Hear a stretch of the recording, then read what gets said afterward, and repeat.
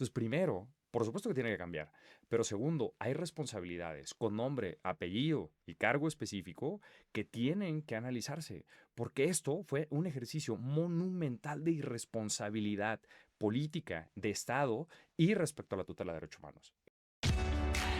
En voz alta.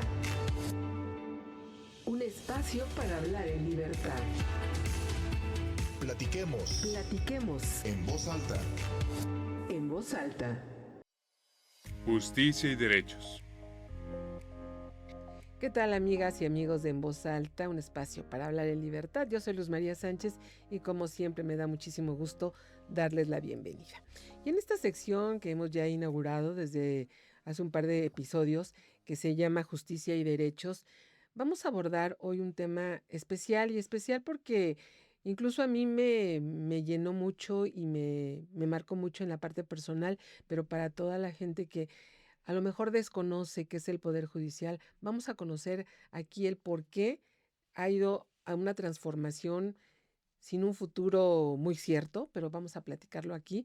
Está con nosotros el día de hoy nuevamente el maestro Arturo Guerrero Zazueta, mi amigo, el defensor de derechos humanos. Muchas gracias por estar con nosotros. Gracias, Luz, me ha encantado estar acá y no me parece que pueda existir un tema que nos convoque más a estar platicando tú y yo con tu auditorio, entonces encantado. Muchas gracias. Pues un poco para nuestra audiencia, para nuestros amigos, en los últimos años México ha vivido pues una vorágine de modificaciones y reformas a nivel institucional, pero jamás pensamos que fuera a trastocar uno de los grandes poderes del Estado mexicano, que era el Poder Judicial, ¿no? Se veía venir, que sí, que no. Había una conformación de un poder judicial fuerte a partir del 2011 que cobró una importancia muy, muy relevante en materia de derechos humanos, y resulta que estamos ya inmersos en esta reforma que lleva poco más de 6 meses de haberse instaurado. ¿Qué está pasando? Mira, lo que está pasando es que vivimos un proceso no de reforma al Poder Judicial, porque reformar al Poder Judicial implicaría que los tribunales, los juzgados, la Suprema Corte cambiaran la forma en la que se manejan, en la que llevan los asuntos, que tuviéramos procesos distintos para tramitar los casos, que cambiáramos por completo, digamos, cómo nos organizamos y cómo entendemos la justicia en México. Eso no pasó. Nada de eso pasó.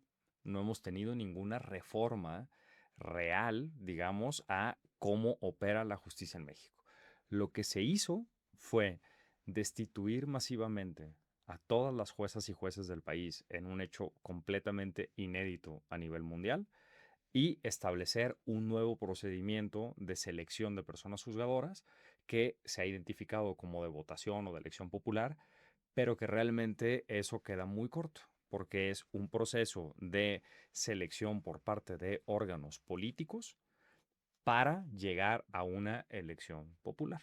Entonces, eso es lo que está pasando en México, muy, muy a grandes rasgos. ¿Cómo entender, y tú eres experto en este tema de la independencia judicial, cuando llegamos a un punto pues muy político, muy electorero? ¿Cómo exigirle a los jueces y juezas que sean independientes? ¿Cómo entender esta independencia judicial en este momento?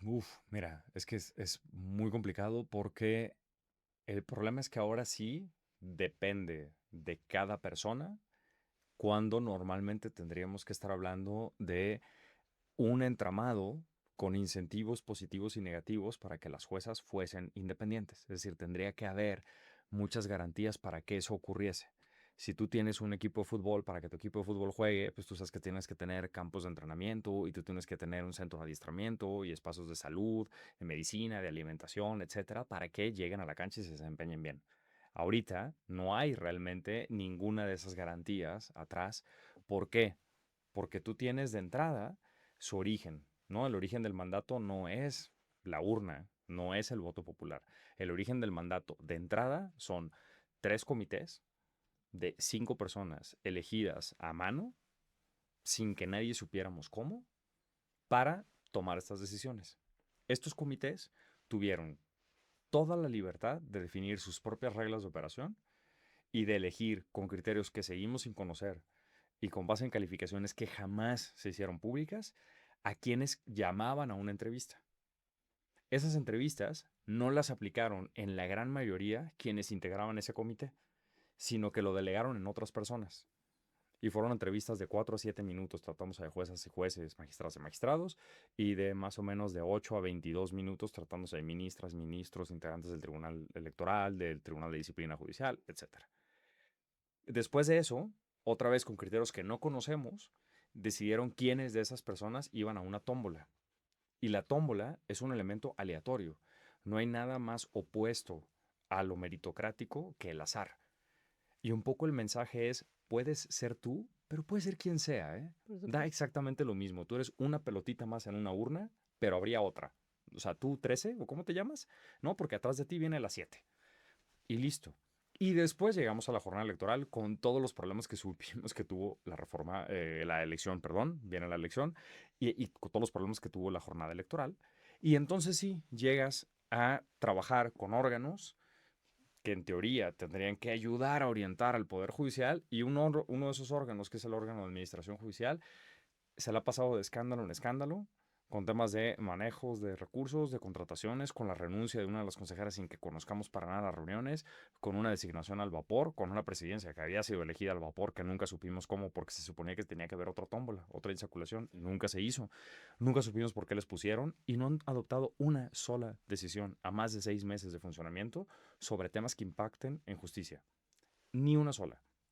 Y luego tenemos un tribunal de disciplina judicial que apenas se está regulando, que vamos a ver cómo funciona, de respecto al cual me ha tocado llevar casos que por supuesto que me generan preocupación, pero esas son, digamos, las garantías que tendrían que tener. Entonces las personas hoy no tienen un órgano que les ampare, que les proteja, que les dé los recursos, que les dé los insumos, que les dé todo eso que necesitan para hacer su trabajo. Entonces, ¿cómo entendemos la independencia judicial hoy?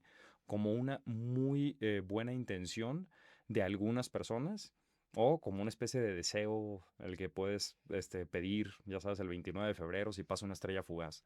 Eso es la independencia judicial. O sea, en una de esas se cumple. Muy probablemente no.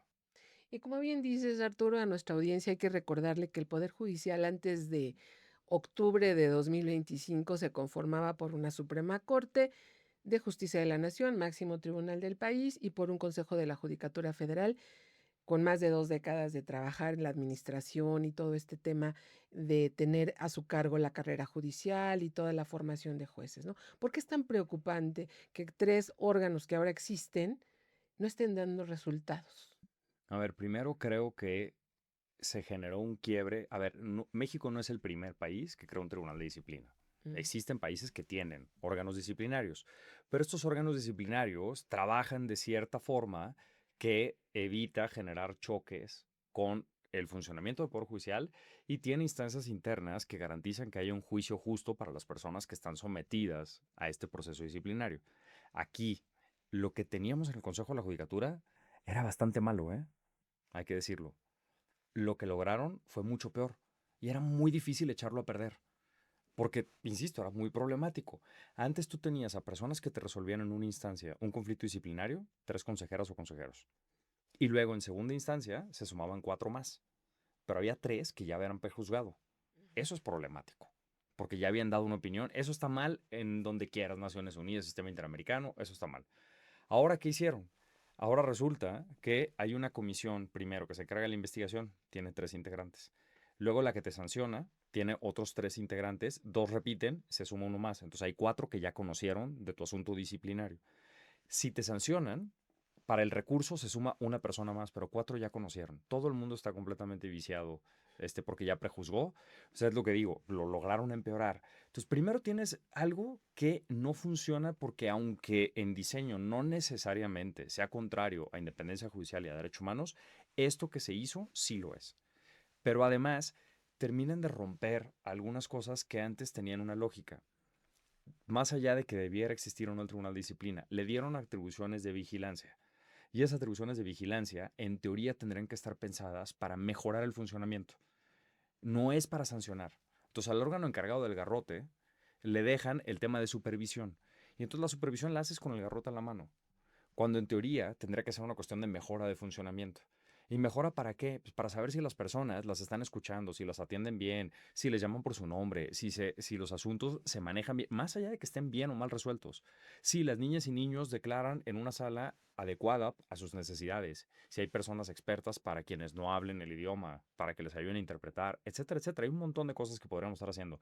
Nada de eso se está haciendo. Entonces rompimos la parte de vigilancia que tendría que estar para mejora con la parte de la organización y administración del Poder Judicial. Y la parte de administración hoy es una oficina administrativa. Se dedican a contrataciones, nada más. No O sabemos a si están... despidos. O a despidos, masivamente.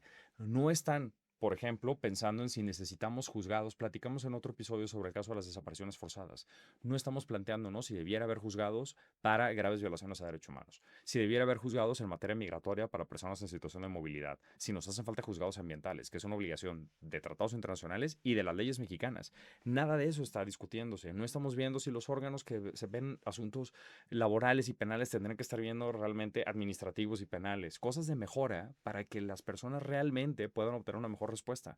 Yo lo planteé mil veces, juzgados itinerantes, salas remotas, otro tipo de cosas que lleven al Poder Judicial verdaderamente al siglo XXI y que lo vayan adecuando a las necesidades de un mundo con inteligencia artificial, con personas alejadas, pese a que en teoría la tecnología nos acerca, con problemas de aislamiento, de acceso, etcétera, etcétera. Se me ocurren millones de cosas. Nada de eso está haciendo. Entonces, esta configuración rompe por completo un órgano que tiene una visión mucho más de funcionamiento y de gobierno judicial y dejas una oficina administrativa ramplona y mal hecha y un tribunal con un garrote encargado de la vigilancia y la mejora, con muchos problemas. Entonces, ese es el resultado de el único rediseño que hubo en la reforma. Es por demás decir, amigos, que bueno, pues esta reforma judicial es, a veces es un lugar común decir que pues fue un capricho político, pero es una realidad, porque incluso voces dentro del mismo Poder Judicial están hablando de o hacer un paso atrás, porque están reconociendo que no se están dando los resultados, o bien eh, estamos buscando que con mala reforma sigamos caminando en un futuro cercano. ¿Tú cómo ves el escenario? Ahorita es un desastre, hay que decirlo, 6 meses. A lo mejor estamos muy pronto para evaluar, pero la justicia no va a estar esperando más años, ¿no? ¿Tú cómo ves este escenario en un futuro, pues, más o menos mediano? No, a ver, es completa y absolutamente caótico. Incluso políticamente me parece que es un desastre absoluto. Y esto es algo que se alertó todas las veces había y por haber. Lo dijo todo el mundo. El presidente de esa época del Senado decía, bueno, es que hay que hacer esto como un ensayo. Caray, un ensayo cuando tú tienes a tu cargo, solo de Poder Judicial Federal, no estoy hablando a nivel nacional, 1.800.000 asuntos, más de 900 órganos jurisdiccionales, todas las vidas que dependen de estas decisiones, me parece que para el laboratorio es bastante irresponsable actuar si no tenías una sola práctica adecuada detrás, un solo diagnóstico, que eso se reconoció, no había nada. Entonces, experimentar de esta forma fue verdaderamente catastrófico. Yo creo que este resultado no le beneficia absolutamente a nadie. Yo no creo que ni al gobierno, porque el gobierno ahora tiene el control del Poder Judicial y controlar 1.800.000 asuntos y 900 órganos jurisdiccionales solo a nivel federal, insisto, es verdaderamente problemático y no hay posibilidad alguna que eso salga bien, porque esto lo abres a intereses de todo tipo. Se ha hablado mucho de la delincuencia organizada, pero de intereses empresariales, de grupos religiosos, de gobiernos extranjeros, del propio gobierno, de distintos partidos, etcétera, etcétera, sindicatos, lo que quiera sumarle. O sea, esto se abre para todo. No repartieron rebanadas de un pastel, repartieron franquicias de una pastelería transnacional. Esto es lo que pasó ahorita. Entonces es imposible de manejar esto. Esto no funciona y por supuesto que lo van a tener que cambiar. Ya lo han dicho todas las personas, pero todas las personas que lo están diciendo antes decían que esto tenía que hacerse y se les había advertido. Entonces, primero, por supuesto que tiene que cambiar, pero segundo, hay responsabilidades con nombre, apellido y cargo específico que tienen que analizarse, porque esto fue un ejercicio monumental de irresponsabilidad política, de Estado y respecto a la tutela de derechos humanos. Eso es fundamental y esto se tiene que decir, se tiene que saber. Por supuesto, hay mucho que decir sobre este tema. Probablemente abramos posteriormente algún otro episodio de cómo va evolucionando esta mal llamada reforma al Poder Judicial. Pero nada más para concluir, Arturo, me gustaría que me dieras un punto de vista, una opinión acerca de el informe o la advertencia que hace la Comisión Interamericana de Derechos Humanos recientemente, en donde llama la atención de que hay que revisar esta reforma que a todas luces no fue lo que querían o aparentemente deseaban en este régimen. Mira, lo que pasó con la Comisión Interamericana es que ha habido distintas formas de intervención. Llegaron a hacer una audiencia temática, primero sobre la reforma, ha habido audiencias sobre operadoras y operadores de justicia. La comisión en abstracto, no sobre México, está por emitir un nuevo informe sobre independencia judicial y sobre la situación de operadores y operadores de justicia. Entonces, una cuestión, digamos, de los estándares en general, es decir, qué es lo que entiende la comisión sobre independencia judicial y derechos humanos de manera abstracta. Respecto de México, se han admitido algunas peticiones a trámite.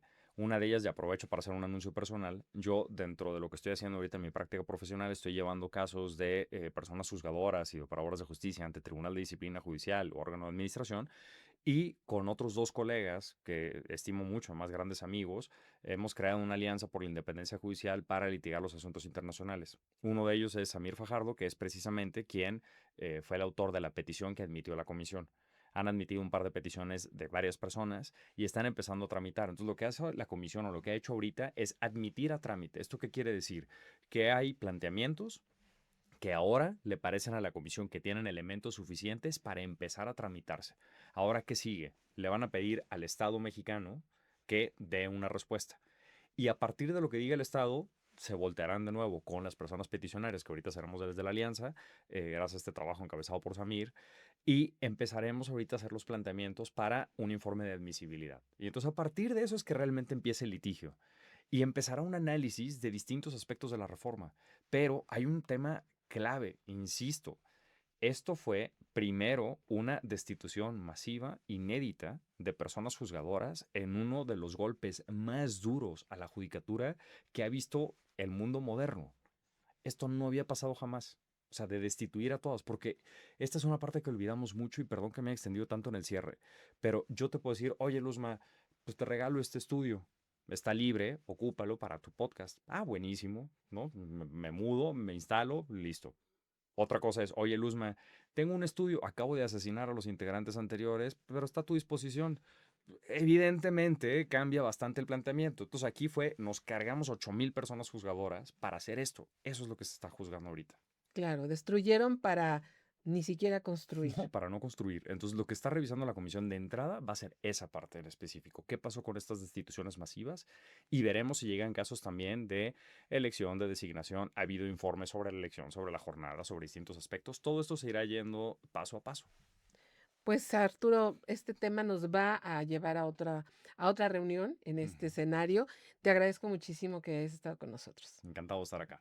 Muchas gracias por el espacio. Y amigos, ustedes, muchísimas gracias por estar con nosotros. Sin duda tendremos a más actores de esta pues, situación que está afectando al Poder Judicial, y no solamente a los jueces y juezas que ya fueron destituidos, sino a nosotros como ciudadanos, quienes llevamos algún proceso en camino o el que estamos por iniciar, porque la justicia pues no nos está garantizando realmente la protección total de nuestros derechos. Así es que así me despido, amigos y amigas. Esperen nuestro próximo episodio el próximo miércoles. Hasta la próxima. En voz alta.